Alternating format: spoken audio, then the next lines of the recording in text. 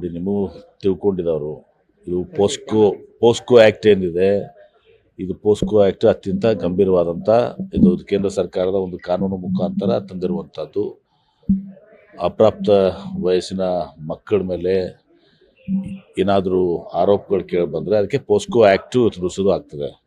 ಹೀಗಾಗಿ ಇದರಲ್ಲಿ ಯಾವ ಸರ್ಕಾರಗಳು ಕೂಡ ಯಾರು ಕೂಡ ಹಸ್ತಕ್ಷೇಪ ಮಾಡಲಿಕ್ಕೆ ಬರೋದಿಲ್ಲ, ಯಾರು ಪ್ರೊಟೆಕ್ಟ್ ಮಾಡಲಿಕ್ಕೂ ಬರೋದಿಲ್ಲ. ತಾವು ನೋಡಿದ್ರಿ ಈಗಾಗಲೇ ಚಿತ್ರದುರ್ಗದ ಮುರುಘಾ ಮಠದಲ್ಲಿ ಆ ಸ್ವಾಮಿಗಳ ನೋಡಿದಿರಿ. ಹೀಗಾಗಿ ಪೋಸ್ಕೋ ಆ್ಯಕ್ಟು ಇದು ತಂದೆ ಆದಂಥ ಕ್ರಮಗಳನ್ನ ಇವತ್ತು ದಿವಸ ಕೈಗೊಳ್ತದೆ. ಹೀಗಾಗಿ ಅವ್ರ ಮೇಲೆ ಇವತ್ತಿನ ದಿವಸ ನಾವು ಅಲ್ಲ, ಹೈಕೋರ್ಟ್ ಇವತ್ತಿನ ದಿವಸ ವಾರಂಟನ್ನು ಇವತ್ತಿನ ದಿವಸ ಅದು ಅವ್ರ ಮೇಲೆ ಹೈಕೋರ್ಟ್ ತೀರ್ಪು ಕೊಟ್ಟಿದೆ. ಚುನಾವಣೆಯಲ್ಲಿ ಸೋಲಿನ ಕಾರಣಕ್ಕಾಗಿ ಕಾಂಗ್ರೆಸ್ ರಾಜಕೀಯ ಷಡ್ಯಂತ್ರ ಮಾಡ್ತಾ ಇದೆ. ನೋಡ್ರಿ, ಕೋರ್ಟ್ ಆದೇಶ ಇದೆ. ಕೋರ್ಟ್ ಅಲ್ರಿ, ಪೋಸ್ಕೋ ಆ್ಯಕ್ಟು ಕೋರ್ಟ್ ಆದೇಶ ಇದೆ. ಪೋಸ್ಕೋ ಆ್ಯಕ್ಟ್ ಪ್ರಕಾರ ಕೋರ್ಟ್ ಡೈರೆಕ್ಷನ್ಸ್ ಕೊಟ್ಟಿದೆ. ಇದರಲ್ಲಿ ಕಾಂಗ್ರೆಸ್ಸು ಬಿಜೆಪಿ ಪ್ರಶ್ನೆಯಲ್ಲಿ ಬರ್ತದೆ.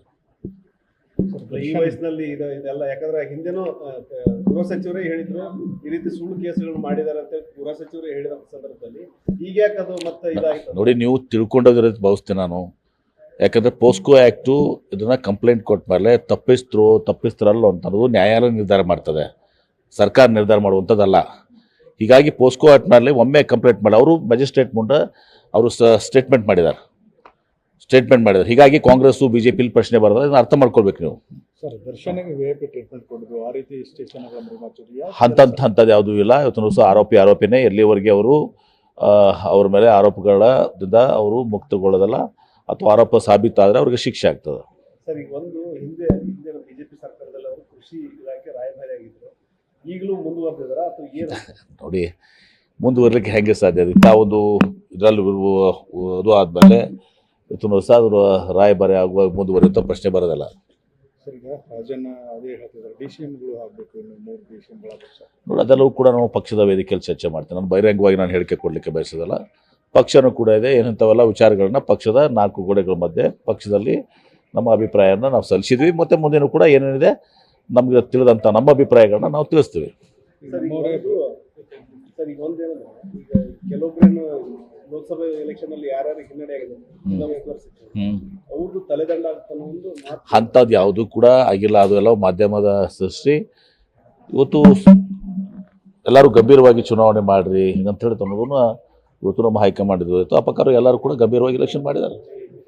ಕೆಲವೊಂದು ಕಡೆ ಸೋಲಾಗಿದೆ, ಅದರಲ್ಲೂ ಏನು ಜಿಲ್ಲಾ ಉಸ್ತುವಾರಿ ಸಚಿವರ ಕ್ಷೇತ್ರದಲ್ಲಿ ಅಂಥವೇನು ಪ್ರಶ್ನೆ ಇರೋದಿಲ್ಲ. ಅಂಥವ್ಯಾವುದು ಕೂಡ ಪ್ರಶ್ನೆ ಇಲ್ಲ. ಅದನ್ನು ನಾವು ಪಕ್ಷದಲ್ಲಿ ನಾವು ಆತ್ಮಾವಲೋಕನ ಮಾಡ್ಕೋತೀವಿ. ಯಾವ ರೀತಿ ಮುನ್ನಡೆಬೇಕು, ಯಾಕೆ ಸೋಲಾಯಿತು, ಯಾಕೆ ಹಿನ್ನಡೆ ಆಯಿತು ಅಂತ ಎಲ್ಲರೂ ಕೂಡ ಚರ್ಚೆ ಮಾಡ್ತೀವಿ. ಈ ಬಿಜೆಪಿ ನಾಯಕರು ಹೇಳ್ತಾ ಇದ್ದಾರೆ ಲೋಕಸಭೆ ಚುನಾವಣೆ ನಂತರ ಕಾಂಗ್ರೆಸ್ ಸರ್ಕಾರ ಪತನ ಆಗುತ್ತೆ.